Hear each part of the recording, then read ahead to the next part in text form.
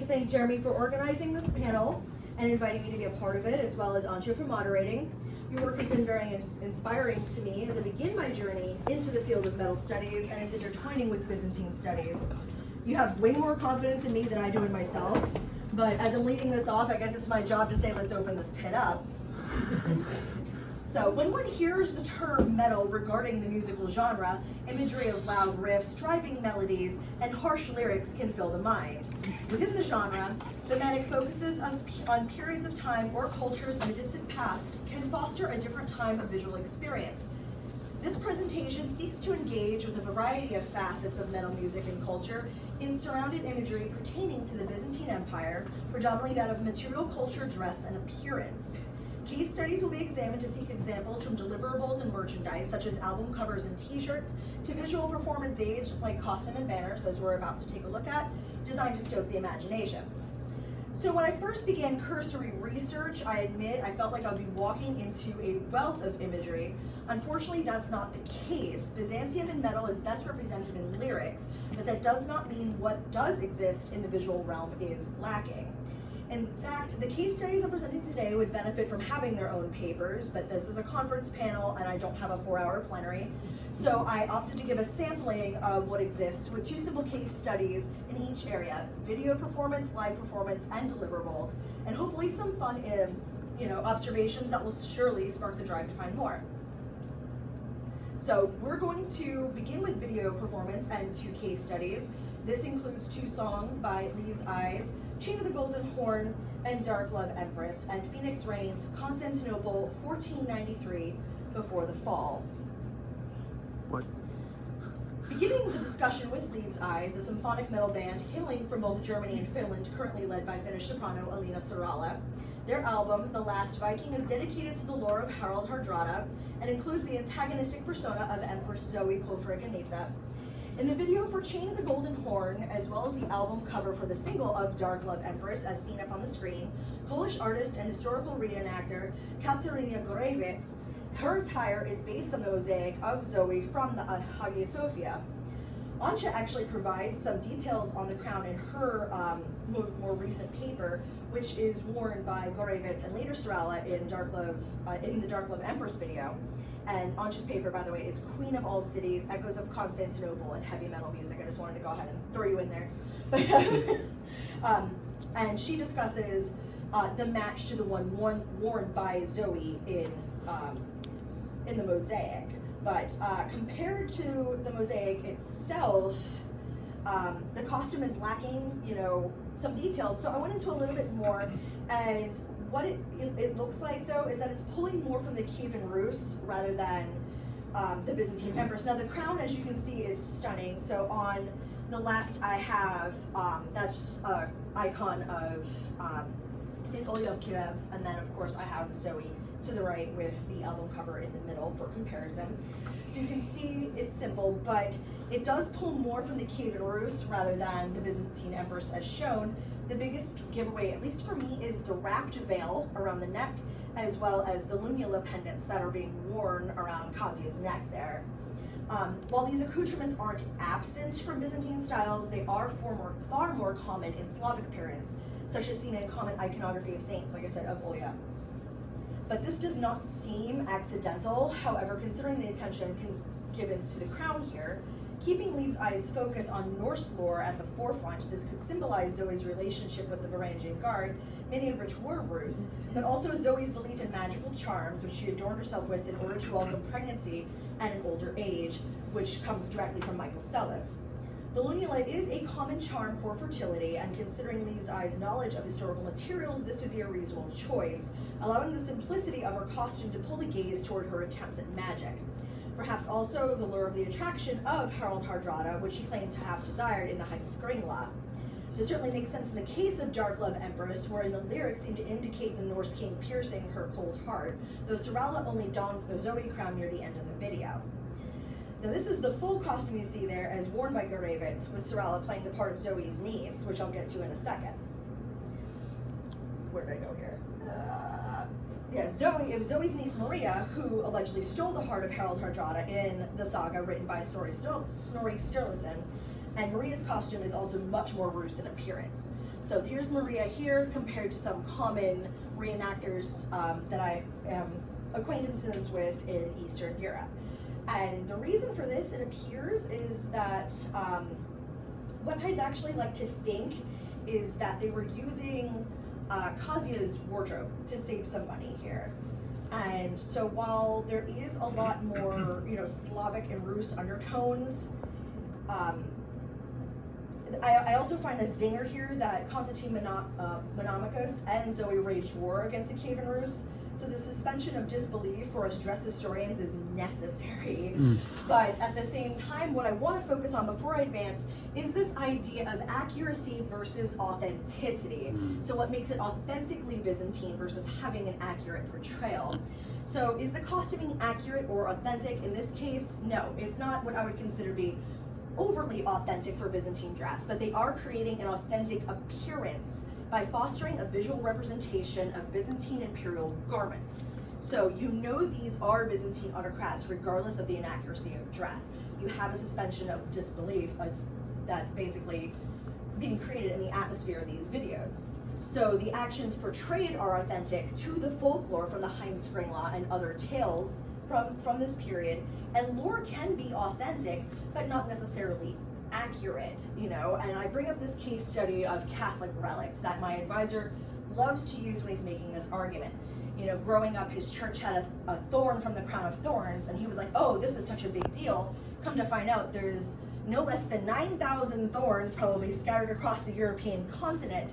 And he was like, well, that's not fair. There's no way the crown of thorns, is that big. But at the end, it's the belief in the relics that creates the authenticity, regardless if it's accurate or not.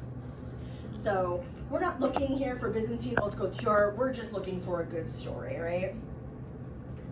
So now we're going to go into Phoenix Reign. Using reactors to fill roles in videos is not uncommon. And another group that included them appears to be Phoenix Reign for the 2007 release of Constantinople 1453 on the Eve of the Fall, which takes place 4 centuries after the events portrayed in Leaves' Eyes pieces. Phoenix Reign is a Greek-American metal band hailing from Greece and landing in Astoria, New York. They seem to have released only one album, 2007's Destination Unknown, and there has been no new releases since. And Encyclopedia Metalla lists their status as on hold.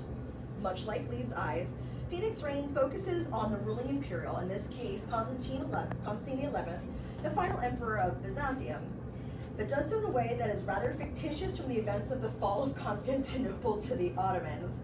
One notable thing is their portrayal of Leonidas in hoplite armor, which is a common trope, but unfortunately one perpetuated by Greek nationalist movements. A friend of mine who was present as an extra in the video confirmed the band did have such radical ideology, which may be why they haven't succeeded in releasing new music, though it hasn't stopped their peers in the metal sphere that continue to uphold such dangerous beliefs. Nonetheless, the costuming in this video does have some notable moments in their 12 minutes of cheesiness, beyond the plastic lamellar being worn by the bassist, and a variety of armor no doubt cherry-picked from the reenactors, such as my friend who took place as extras in the production. I have to admit that while I'm not impressed by the appearance of Constantine enthroned, this scene where he enters the courtroom full of subjects wearing the capacion, a unique cap of the Palaiologos period that is definitively late Byzantine and seen in several examples from manuscripts to coinage, and the medal here of John VIII Palaiologos. For that alone, they kind of get a gold star because they did better than whatever the heck Netflix tried to pull off when they did their Ottoman and I'm not even going down that road. But anyway, likewise, their impressions of Ottoman soldiers is also exceptional, including janissaries. But what I don't like is how criminally underdressed the women are, including random dancers, which aren't dressed in anything even remotely Byzantine when we have a wealth of information on dancewear during the life of the empire. So while they excel in the appearance of Constantine XI, they fall short on the extras that could have made this visually exceptional, even with a low budget production. The attention given to the Ottomans is interesting, considering the lyrics demonize them as rapists and beasts, leading me to believe that they contracted a reenactment group to assist, as much as Leaves' Eyes hired a reenactor for the role of Zoe. So also, It brings in some other funny things too, is that, as you can see, that is Vlad the Impaler. He kind of makes a weird cameo in this video where they bring in the Order of the Dragon, which doesn't really have anything to do with, I mean, they were against the Ottomans, but the Byzantine Empire was not a part of the Order of the Dragon. So I find this to be very, very amusing as a whole. But those are the two music videos that I found have this incredible like dichotomy of visual. But we're gonna go ahead and go into Teresa's now, which you're gonna see this imagery come up a lot. But I have this live image of them with the icon behind them here. Teresa's hails from Finland and boasts a powerful and fun blend of folk and symphonic metal. And much like Leaves' Eyes, their work tends to focus on Norse culture and tales, such as that of the Varangian Guard in their 2007 album, The Varangian Way, as well as 2011 Stand Up and Fight. So the icon was used as a stage backdrop for live performances beginning in 2015. And if you scan the QR code, it will take you directly to the artist portfolio, which shows it in great detail. It also breaks it down into different sections, which, so if you want to follow along with me while I talk about this, you're welcome to do so. So as you saw, the band itself does not dress in anything Norse or Byzantine for the live performances and errs on the side of a rather post-apocalyptic Mad Max look. So obviously looking at this icon is very interesting. So you have the lead singer, Matthias Nygaard, front and center of the triptych, and this mesh of warrior saint and Michael the Archangel. And I'm hesitant to say angel because of the lack of wings, which are present, as you can see on the left, with another member of the band, or a halo, or the ribbons emanating from the head that have this iconographic presentation. On the other hand, there's lots of other unorthodox, pun intended, oddities for viewers to enjoy here, including the fates at the bottom left corner, and some rather interesting women on the top right wearing Finnish attire and making it rain. So this symbolizes the birth of iron, come to find out, and thankfully the artist was kind enough to provide a breakdown of the icon on his page, which I'm thankful for because I wasn't familiar with this myth, and I still had some difficulty trying to find some good details that weren't written in Finnish. That's one language not in my lexicon. But you can find this on the same QR code that I provided earlier, so feel free to go ahead and browse that and enjoy looking at it as my colleagues also discuss some of this information in detail. As a fun Easter egg, I included this great photo, care of Antje, who sent it to me, of Rob Halford of Judas Priest. He looks like he could be mimicking the Loros of Constantine Monophagus. And as we know, Rob Halford is known for like his very flashy fashion sense during priest performances, but they don't really write anything historical or Byzantine. So this could just be a happy coincidence, but at the same time, like, she was so excited to share this with me, I had to include it. And I mean, maybe it's Byzantine. I mean, look at the cuffs as well. We have a few things going on. The cuffs actually look a bit like vambraces in a way. And the more you look at it, the more it shows up. I mean, obviously, glitter lame aside, I don't want to be that person who says, well, if the Byzantines had it, they would have worn it. They probably would have. But it's just something that's like really enjoyable, and I just wanted to go ahead and put that in here. But we're going to move on to deliverables, so I make sure that I have enough time for the next two papers. So the first band is Byzantine from West Virginia, and despite their name and the names of the songs in the EP here, Black Sea Codex, they have nothing historical in their repertoire at all. They are, however, an excellent progressive metal band with evocative themes that remind me a lot of the same vein of like Meshuggah, Lamb of God, or Opeth, or Tool. So if you're like me and you like to go off on tangents about Tool and progressive rock, these people are absolutely for you. But for example, their single Justinian Code has nothing at all to do with like the actual legal document, but actually criticizes American-led violence in the Middle East. So they kind of like pull a little bit, they use these terms, but in a very like tangential way.